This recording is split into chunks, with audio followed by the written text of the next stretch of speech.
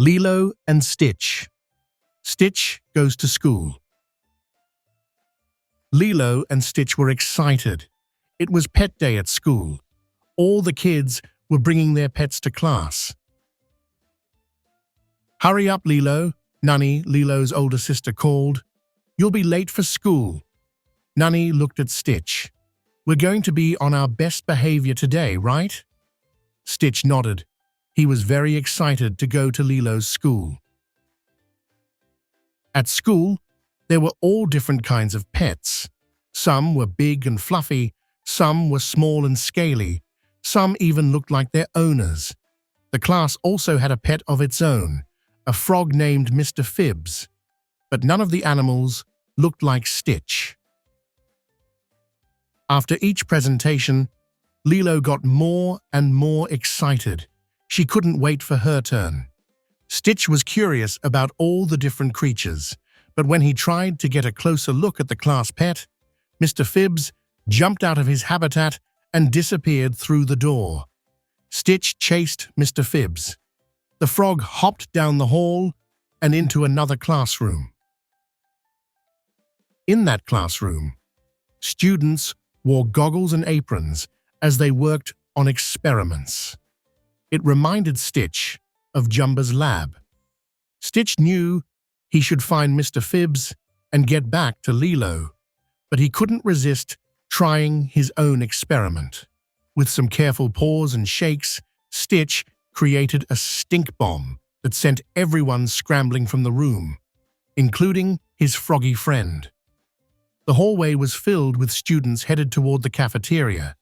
How would he ever find Mr. Phibbs in that crowd? Stitch followed all the students as they filed into the cafeteria, searching for the little green frog. Stitch didn't have to worry. Mr. Phibbs hopped right behind him to the cafeteria. Stitch tried to grab him, but missed.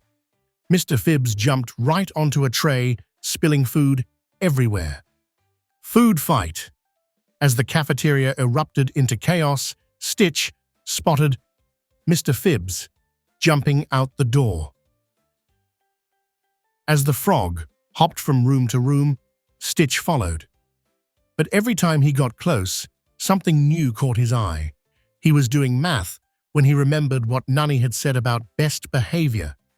School was interesting, but the clock was ticking, and he needed to get back to class with Mr. Phibbs, and fast. At last, Stitch found Mr. Phibbs.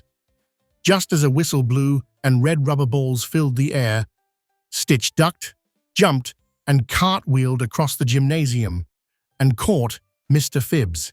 Now he could get back to Lilo's class. And just in time. It was Lilo's turn to introduce her pet for Pet Day. "My name is Lilo Pelikai, and this is Stitch," she said. "He's my Stitch." "What an unusual pet," said the teacher. "Yes, ma'am," said Lilo. "That's because Stitch isn't just a pet. He's my best friend and part of my Ohana, and Ohana means family." Lilo pulled Stitch into a big hug. Nani met Lilo and Stitch after school. "Pet Day was great," Lilo said. "Stitch was on his best behavior." "Really?" Nani asked. "I mean, really? I think that calls for some ice cream." Stitch agreed. This was the best pet day ever. This is the end of this storybook.